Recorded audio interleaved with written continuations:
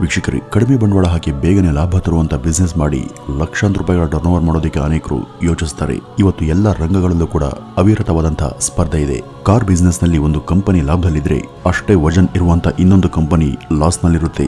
ಎಲ್ಲರೂ ಅವರವರ ಶಕ್ತಿಯ ಅನುಸಾರ ಬಿಸ್ನೆಸ್ ಅನ್ನ ಶುರು ಮಾಡ್ತಾರೆ. ಸುಲಭವಾಗಿ ಹಣ ಮಾಡೋದಕ್ಕೆ ಅನೇಕರು ಆರಿಸುವ ಮಾರ್ಗ ಅಂದ್ರೆ ಅದು ಸಣ್ಣ ಪ್ರಮಾಣದ ಬಿಸ್ನೆಸ್. ಈ ಸಣ್ಣ ಪ್ರಮಾಣದ ಬಿಸ್ನೆಸ್ಗಳಲ್ಲೂ ಕೂಡ ಅನೇಕ ತರಹದ ವೈವಿಧ್ಯತೆಗಳಿವೆ. Food business, bakery business, retail sales ಇತ್ಯಾದಿ.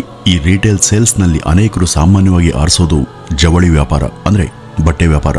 ಕಾರಣ, ಜನಭರಿತ ಸ್ಥಳಗಳಲ್ಲಿ ಈ ಜವಳಿ ವ್ಯಾಪಾರ ಸುಲಭವಾಗಿ ಕ್ಲಿಕ್ ಆಗುತ್ತೆ ಎಂಬ ನಂಬಿಕೆ. ಹಾಗಂತ ಬ್ಲೈಂಡ್ ಆಗಿ ಈ ಒಂದು ವ್ಯವಹಾರಕ್ಕೆ ಕೈ ಹಾಕಬಾರದು. ಜವಳಿ ವ್ಯಾಪಾರವನ್ನ ಶುರು ಮಾಡುವ ಮುನ್ನ ಅದರ ಆಳ ಅಗಲವನ್ನು ಅರಿಯೋದು ಸೂಕ್ತ. ಕಾರಣ, ಜವಳಿ ವ್ಯಾಪಾರ ಶುರು ಮಾಡಿ ಲಾಸ್ ಮಾಡ್ಕೊಂಡವರು ಕೂಡ ತುಂಬಾ ಜನ ಇದ್ದಾರೆ. ಇದಕ್ಕೆಲ್ಲ ಅದರ ಕುರಿತಾದಂತಹ ಪ್ರಾಕ್ಟಿಕಲ್ ಅಧ್ಯಯನದ ಕೊರತೆನೇ ಮುಖ್ಯ ಕಾರಣ. ಕೆಲವೊಂದು ರೂಲ್ಗಳನ್ನ ಫಾಲೋ ಮಾಡಿದ್ರೆ ಜವಳಿ ವ್ಯಾಪಾರ ಕೈ ಹಿಡಿಯುತ್ತೆ. ಬನ್ನಿ ವೀಕ್ಷಕರೇ, ಇವತ್ತಿನ ಈ ವಿಡಿಯೋದಲ್ಲಿ ಜವಳಿ ವ್ಯಾಪಾರ ಅಂದ್ರೆ ಏನು, ಇಲ್ಲಿ ಲಾಭ ಮಾಡೋದು ಹೇಗೆ, ಅದಕ್ಕಾಗಿ ಅಳವಡಿಸಿಕೊಳ್ಬೇಕಾದಂತಹ ನಿಯಮಗಳು ಏನು ಅಂತ ತಿಳಿತಾ ಹೋಗೋಣ.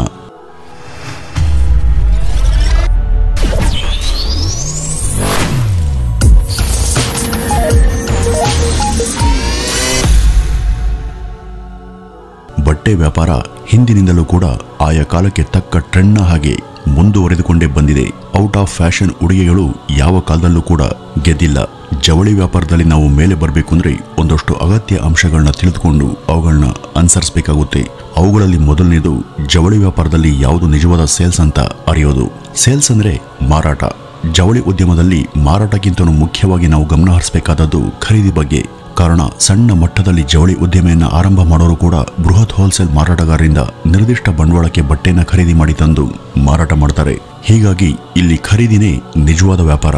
ನೀವು ಖರೀದಿಯನ್ನ ಮಾಡುವಾಗ ತೋರುವ ಜಾಣ್ಮೆನೆ ನಿಮ್ಮ ನಿಜವಾದ ಸೇಲ್ಸ್. ಖರೀದಿ ಮಾಡುವ ಮುನ್ನ ಜವಳಿ ಅಂಗಡಿಗಳ ಮೇಲೆ ಅಲ್ಲಿ ವ್ಯಾಪಾರ ಹೇಗೆ ನಡೆಯುತ್ತೆ, ಯಾವ ತರಹದ ಗ್ರಾಹಕರು ಬರ್ತಾರೆ, ಇವರನ್ನು ಆಕರ್ಷಣೆ ಮಾಡೋದಕ್ಕೆ ಮಾಲೀಕರು ಯಾವ ಯಾವ ತಂತ್ರವನ್ನು ಅನುಸರಿಸ್ತಾರೆ, ಅವರು ನೀಡುವಂತ ಆಫರ್ ಹಾಗೂ ಡಿಸ್ಕೌಂಟ್ಗಳ ದರಗಳೇನು, ಹಾಗೂ ಬಜಾರ್ನಲ್ಲಿ ಹೆಚ್ಚು ಪ್ರಮಾಣದ ಸೇಲ್ ಆಗುವಂತ ಬಟ್ಟೆಯ ವಿಧಗಳು ಯಾವುವು, ಇಂಥ ಮುಖ್ಯ ಸಂಗತಿಗಳನ್ನ ಮೊದಲು ಕೂಲಂಕಷವಾಗಿ ಗಮನಿಸಬೇಕು.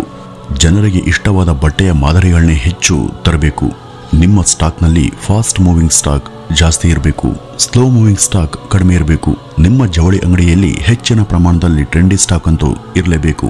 ನಿಮ್ಮ ಅಂಗಡಿಯಲ್ಲಿ ಸ್ಟಾಕ್ ಇದ್ದು ಕೂಡ ಬಟ್ಟೆ ಸೂಕ್ತವಾಗಿ ಸೇಲ್ ಆಗ್ತಿಲ್ಲ ಅಂದ್ರೆ ನಿಮ್ಮ ಬಳಿ ಇರೋದು ಔಟ್ಡೇಟೆಡ್ ಸ್ಟಾಕ್ ಅಂತಾನೆ ಅರ್ಥ.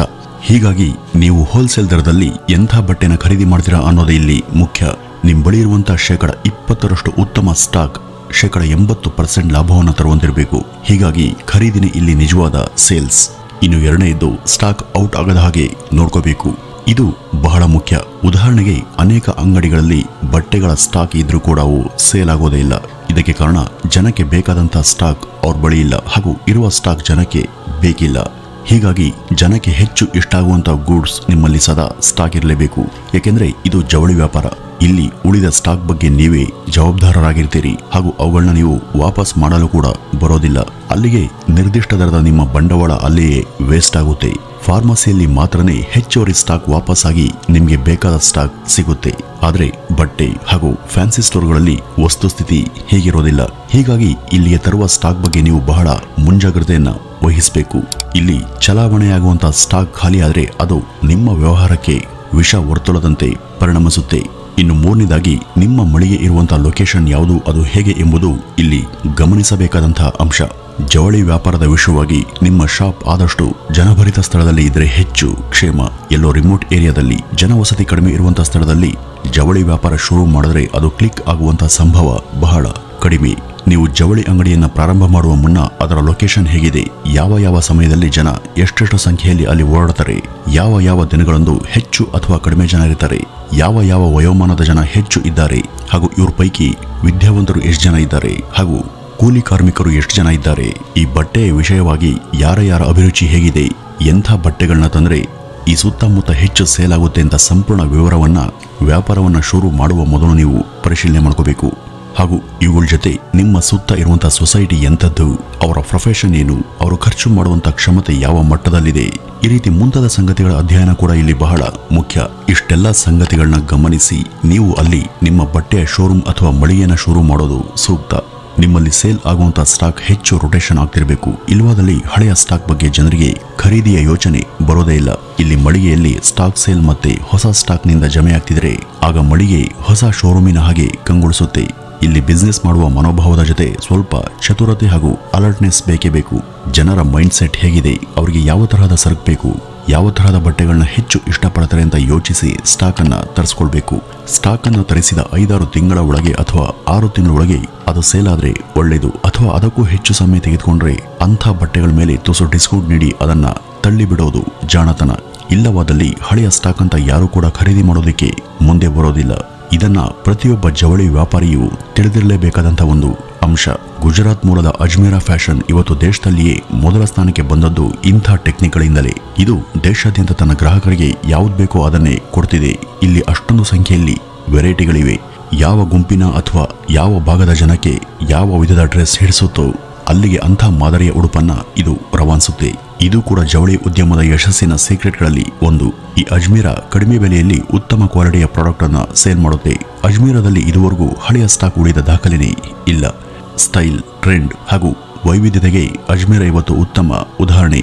ಸಾವಿರಾರು ಜನರನ್ನ ಸಾಕಿ ಸಲಹುತ್ತಿರುವಂತಹ ಅಜ್ಮೀರಾ ಇವತ್ತು ಎಷ್ಟೋ ಕುಟುಂಬಗಳು ಅದರಿಂದ ಸಣ್ಣ ರಿಟೇಲ್ ಸೇಲ್ಸ್ ಅನ್ನ ಶುರು ಮಾಡಿ ಉದ್ಧಾರವಾಗೋದಕ್ಕೆ ತಾನು ಕಾರಣೀಭೂತವಾಗಿದೆ. ಮುಖ್ಯವಾಗಿ ಇಲ್ಲಿ ಮಧ್ಯವರ್ತಿಗಳ ಕಾಟ ಇಲ್ಲ. ಸ್ವಯಂ ಉದ್ಯೋಗ ಬಲ್ಲವರು ನೇರ ಈ ಅಜ್ಮೀರಾ ಫ್ಯಾಷನ್ ನ ತಯಾರಕರಿಂದನೇ ತಮಗೆ ಬೇಕಾದಂತಹ ಸರಕುಗಳನ್ನ ತಮ್ಗೆ ಎಷ್ಟು ಬೇಕೋ ಅಷ್ಟು ಖರೀದಿ ಮಾಡಬಹುದು. ಹಾಗೂ ಅಜ್ಮೀರಾ ಈ ರೀತಿ ಬಿಸ್ನೆಸ್ ಮಾಡೋರಿಗೆ ಅತ್ಯಂತ ಕಡಿಮೆ ದರದಲ್ಲಿ ಸರಕನ್ನ ಕೊಡುತ್ತೆ.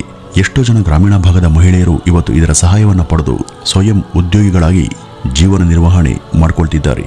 ನಿಮಗೂ ಜವಳಿ ವ್ಯಾಪಾರ ಶುರು ಮಾಡುವ ಆಶೆ ಇದ್ರೆ ನೀವು ಅಜ್ಮೀರಾದ ತಯಾರಕರ ಮೊರೆ ಹೋಗಿ ಅವರಿಂದ ಬೇಕಾದ ಸರಕನ್ನ ಅಗ್ಗದ ಬೆಲೆಗೆ ಖರೀದಿ ಮಾಡಿ ಉದ್ಯೋಗವನ್ನ ಪ್ರಾರಂಭಿಸಬಹುದು.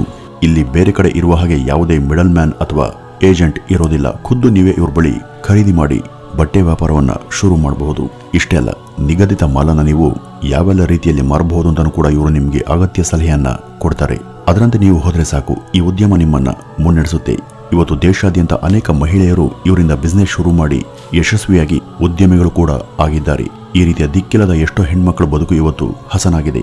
ಅಜ್ಮೀರಾ ಫ್ಯಾಷನ್ ಅಲ್ಲಿ ಬೇಕಾದಂತ ಎಲ್ಲಾ ಬಗೆಯ ಬಟ್ಟೆಗಳು ಹಾಗೂ ಅದರ ಮೆಟೀರಿಯಲ್ಗಳು ಕೂಡ ನಿಮಗೆ ಸಿಗ್ತವೆ. ಒಂದು ಸ್ವಾವಲಂಬಿ ಬದುಕನ್ನ ಕಟ್ಟಿಕೊಂಡು ಸಮಾಜದಲ್ಲಿ ಗುರುತಿಸಿಕೊಳ್ಳೋದಕ್ಕೆ ಇಲ್ಲಿ ಸಾಧ್ಯ ಇದೆ. ಬಟ್ಟೆ ಉದ್ಯಮಕ್ಕೆ ಕೈ ಹಾಕೋರು ಈ ಅಜ್ಮೀರಾ ಫ್ಯಾಷನ್ಗೆ ಭೇಟಿ ನೀಡಿ ನಿಮ್ಮ ಬಿಸ್ನೆಸ್ ಅನ್ನ ಮುನ್ನಡೆಸಬಹುದು. ನಿಮಗೆ ಇನ್ನೂ ಹೆಚ್ಚಿನ ಮಾಹಿತಿ ಬೇಕು ಅಂದ್ರೆ ಸ್ಕ್ರೀನ್ ಮೇಲೆ ಕಾಣ್ತಿರುವಂತಹ ನಂಬರ್ಗೆ ಕರೆ ಮಾಡಿ ಅಥವಾ ಡಿಸ್ಕ್ರಿಪ್ಷನ್ ಬಾಕ್ಸ್ ಅಲ್ಲಿ ಅವರ ಎಲ್ಲ ವಿವರಗಳಿವೆ, ಹೋಗಿ ಚೆಕ್ ಮಾಡಿ ಅಂತ ಹೇಳ್ತಾ ಈ ಒಂದು ವಿಡಿಯೋವನ್ನ ಇಲ್ಲಿಗೆ ಮುಗಿಸೋಣ. ನಮಸ್ಕಾರ.